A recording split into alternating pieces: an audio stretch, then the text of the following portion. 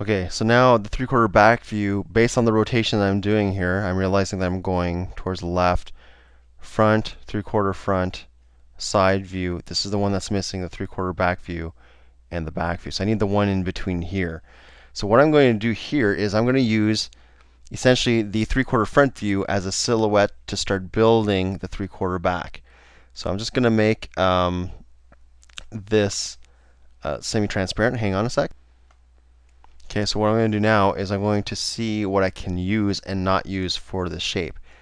So basically, if you look at this shoulder here, it's going to rotate towards the side view. So it's the one in between from here to here sort of thing.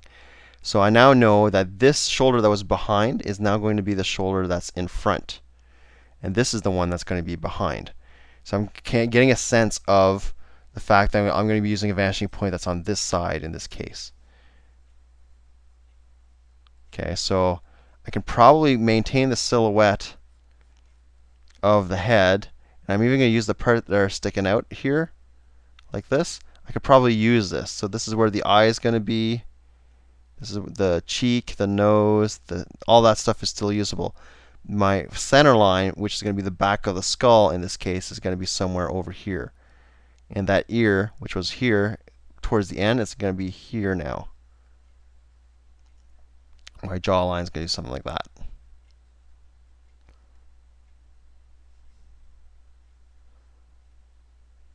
There's that corner thing.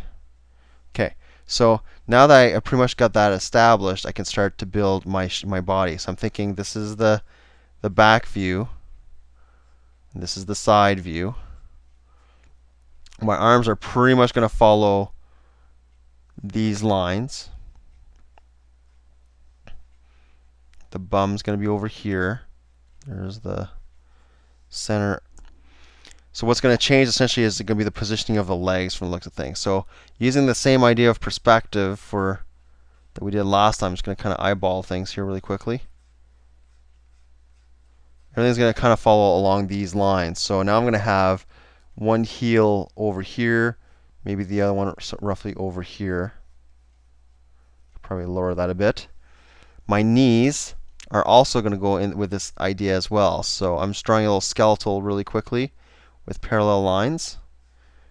Okay, let me just get rid of the 3/4 back for a second so you can see what I'm doing. Is it this one? Nope. Okay, so the character's pretty much all done at this stage. I just need to flesh them out. Another thing you may want to do while I'm doing these drawings here is you can also look at the original 3/4 movies that are still on screencast if you feel that would be a good refresher, because we do spend a little bit more time on those elements at that level. So I'm kind of speeding things up because this is stuff you already know.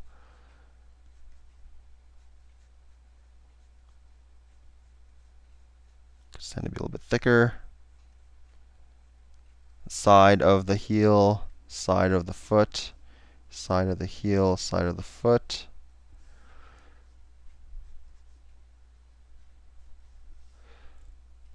Okay, it could stand to be a little bit taller from the looks of things here, because I'm comparing it to the other bodies.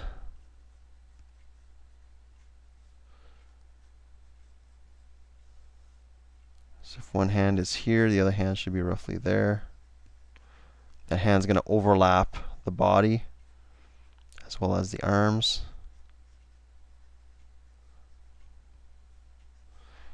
Okay, so that's pretty much it at the structural level. I definitely could stand to use more detail here, but this is what I would want you to do first, and then you're going to do another pass with the details. Let me just line these up so we can have a better view of them. So here's all of them all lined up properly. You can also, if you want, if you want to start with the front view, you can definitely flip the whole thing so that it starts the front to the back. I'm not going to give you a hard time about that for sure. But there you go. At this stage, what you would need to do is add all the details, and I want you to handle the details by making a pass all the way through. So for example, what you want to do is look, are the hands, like I would look at this hand over here, for example, and go, yeah, that seems to be making sense. Yeah, that's fine, and that's fine. Let's look at the other one as it rotates. That one's getting a little bit bigger. That one's big. Maybe that one's a little small from the point of view of the inside. So I would probably, make sure that that's nice and big, and make sure that that one's nice and big as well. So you're just going to check everything to make sure your volumes are working. After that, when you're going to add your details, you're going to do the same thing. So if I want to add a collar to this guy, you're going to re-rotate this character and make absolutely sure. Let's say I want to add a collar to this.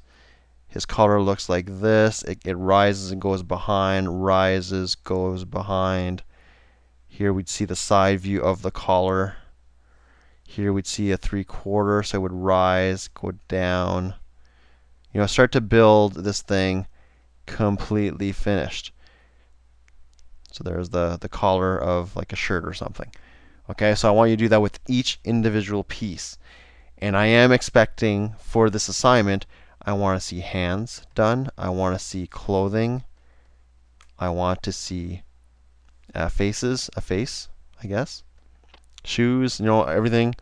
If you want to add a prop, I guess it's not the end of the world.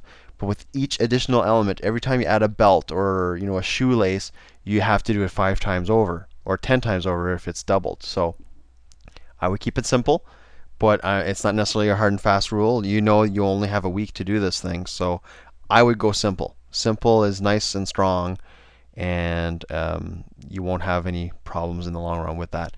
Another thing I could show you really quickly, and this may help, is you guys may be doing this with flipping. If you're doing that, you will be able to have this kind of a thing where you're seeing the character rotate like that, and you're able to catch more and more mistakes just by flipping from one to the next. You should have this illusion that this guy is rotating.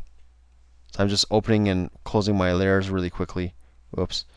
To see if that's the case. And again, you can go from one to the other and see, does that work? Is anything bulging out or shrinking that shouldn't be? Is, like I'm looking at the neck, for example, from here to here, there's definitely a change. So flipping is definitely a big, important facet of doing these rotations, because that guarantees that you will get it done right. Okay, so basically in a nutshell, that's all I need to show you for this assignment. I want a better, cleaner version than what I've shown you here. I guess the last thing to say is I want to have them all lined up like this. Give them a name. Okay, let's say I'm going to call this guy Toby for whatever reason. Okay, just give him a name and make absolutely sure that everything is lining up. So I would go for the top of the head. Is it all lining up? Yes or no? And the center point of that vertical line, is he rotating on a middle point properly? So I'm thinking he's kind of rotating. Oops, that should be really here. Okay. Is it rotating carefully? You could look at your hands. Are they bumping up and down? I'm seeing mistakes all over the place in my stuff that I would want to fix to make absolutely sure it's nice and solid. But that's all part of the this thing. You'll be adjusting a lot. You'll find that you could probably get the rotation done within, let's say, 2 hours at the beginning of the week, and then you'll spend the rest of the week just tweaking all the time. So this will be your first pass. We may revisit this later, but assume that this is a one-shot deal and that you're trying for a portfolio piece for this. This is a guaranteed home run if you do a really good job of it. So do the absolute best, and we'll move on to the next movie.